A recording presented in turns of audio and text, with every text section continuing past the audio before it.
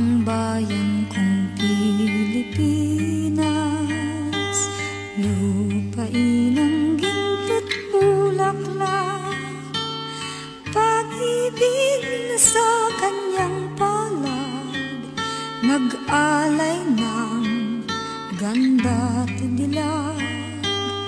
At sa kanyang yumi at ganda, dayuhan ay nahalina. Bayan ko, binihagkat, nasadlak sa